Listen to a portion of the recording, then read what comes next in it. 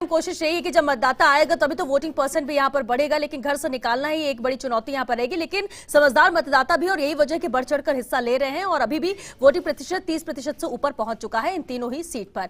चलिए लक्ष्मण बने रहिए आप हमारे साथ। दिल्ली से एडिटर अदिति नागर भी हमारे साथ जुड़ चुके हैं। अदिति, इन तीनों अहम सीटों की अगर बात कर ले, देखिए जिसे जो करना था उसने अपने लेवल पर किया, फिर चाहे प्रचार की बात हो या फिर टिकट को लेकर जब बहुत माथापच्ची चल रही थी कि किसे कैंडिडेट बनाया जाए दोनों ही पार्टियों को लेकर, लेकिन अब ओवरऑल जो करना था पार्टियों को उन्होंने कर लिया है, अब करना जनता को है। वोटिंग भी यहां पर जारी है, लेकिन इन तीनों सीटों को लेकर बात की जाए, समीकरण बनते क्या है, किसकी क्या कोशिश है, क्योंकि लास्ट मोमेंट पे बयान भी ऐसे आए कि बाकी मुद्दे एक तरफ हो गए, इन बयानों पर ही चर्चा होने लगी।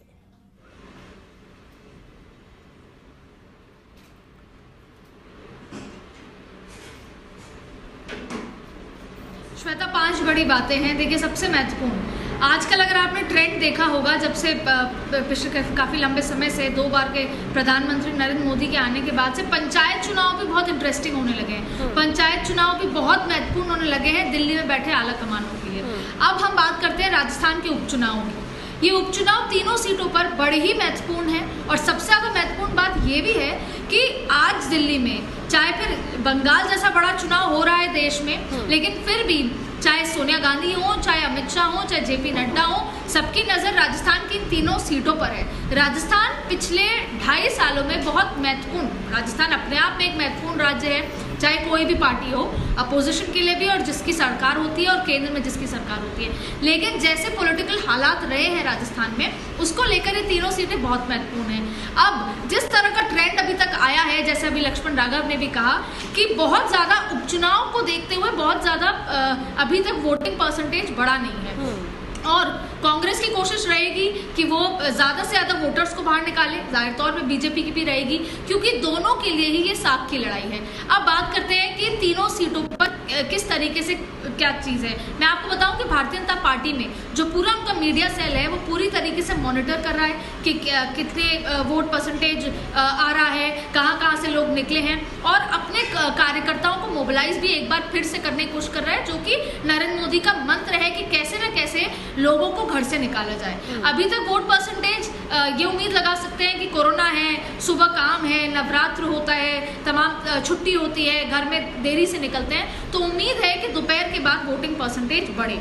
लेकिन इन तीनों सीटों पे जो लड़ाई है, क्योंकि अगर हम एक बड़ा मुद्दा ये भी है कि इसमें कोई पूरे चुनाव अगर हमने देखे हों क्लोजली, तो इसमें कोई भी मुद्दा जनता से जुड़ा हुआ मुद्दा तो चुनावी भाषणों में आया ही नहीं। मुद्दे थे जो जिनका कोई लेना देना नहीं था। महाराणा प्रताप का मुद्दा उठा, कांग्रेस कोशिश करती रही कि वो मुद्दा खत्म ना हो, लगातार उस मुद्दे को बनाए रखा। उसके बाद बाड़े को लेकर जब डोटासरा जी के मुंह से निकला, उसके बाद राजेंद्र राठौड़ साहब के मुंह से निकला, वो बाड़े का मुद्दा बना रहा, जिनका जनता से कोई लेना देना नहीं था। देखिए, बॉटम लाइन ये है कि कांग्रेस अपनी जाहिर तौर पे कांग्रेस की सरकार है और ऐसे में अगर उपचुनाव में तीनों सीटों में से मैक्सिमम सीटें जीतना उसके लिए बहुत बड़ी जो है साख की लड़ाई होगी, क्योंकि इसका मैसेज बहुत दूर तक जाना है। और जहां तक बात है बीजेपी के लिए, तो जाहिर तौर पे बीजेपी प्रूव करना चाहती है कि एंटी इनकम्बेंसी ऑलरेडी आ चुकी है और अब जो उपचुनाव हुए इसमें जो भी तस्वीर दिखेगी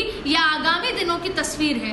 तो दोनों ही पार्टियां लगातार इस पर लगी रही। कोरोना एक बहुत बड़ा कारण रहा जिसमें बहुत ज़्यादा बड़े नेता, हालांकि उपचुनाव में देखा जाता है कि बहुत ज़्यादा बड़े नेता नहीं जाते, लेकिन मुख्यमंत्री अशोक गहलोत हुए और जो प्रभारी हुए अजय माकन, उसके अलावा तमाम लोग, सचिन पायलट भी गए थे रैली में, लगातार तीनों ने एकजुटता की जो उनकी लड़ाई है। लेकिन अब एकजुटता की बात हुई है और उसका इम्पैक्ट आता है, तो देखिए कांग्रेस और बीजेपी राजस्थान में दोनों ही अपने गृह युद्ध से जूझ रहे हैं और जिसका इम्पैक्ट आपको 100% इस उपचुनाव के रिजल्ट्स में देखने को मिलेगा। क्योंकि जिस चीज़ से बीजेपी, अब जैसे सहाड़ा की बात करें, सहाड़ा पहले ग्वालियर के उस इलाके में आया करता था, सहाड़ा के लिए महत्वपूर्ण था कि वसुंधरा राजे सिंधिया जाकर वहाँ चुनाव प्रचार करें। अरुण सिंह और जो प्रदेश अध्यक्ष हैं सतीश पूनिया, वो पहले ही कह चुके कि वो अपनी पुत्र वधू की तबियत के चलते वो नहीं आ पाई, लेकिन फिर उनके भतीजे को बुलाया गया, इसका कार्यकर्ताओं में इम्पैक्ट हुआ। तो ये छोटे छोटे इम्पैक्ट, जैसे अगर हम किरण महेश्वरी की बेटी की बात करें तो ये जिस दिन से टिकट तय हुई है, और सहाड़ा में तो सबसे बड़ा मुद्दा था कि जब निर्दलीय को चुनाव से बीजेपी ने जब वापसी कराई, अपनी टिकट को वापस करवाया, अपने नामांकन को वापस कराया, उसको भी कांग्रेस ने चाहा कि अच्छे से बुनाए, कांग्रेस ने चाहा कि इससे भी लीड ली जाए। तो कुल मिलाकर कोई जनता के हित से मुद्दे तो इसमें नहीं उठे, लेकिन ये बात भी सच है कि तीनों के लिए बहुत महत्वपूर्ण ये भी है कि ये तीनों सीटें मैक्सिमम जीती जाएं, और मैक्सिमम इस तरीके से जीती जाएं कि जिससे कि आगे का जो मैसेज है वो देखने को मिले कि आगे कांग्रेस और बीजेपी किस जगह खड़ी है, क्योंकि ये सारे मैसेज दिल्ली में बैठे आलाकमान नोटिस कर रहे हैं। बिल्कुल बिल्कुल, ये और अहम फैक्टर है अदिति, बिल्कुल जिनका जिक्र आपने किया और जानकारी दी। बहुत शुक्रिया अदिति हमारे साथ जुड़ने के लिए, पूरी जानकारी।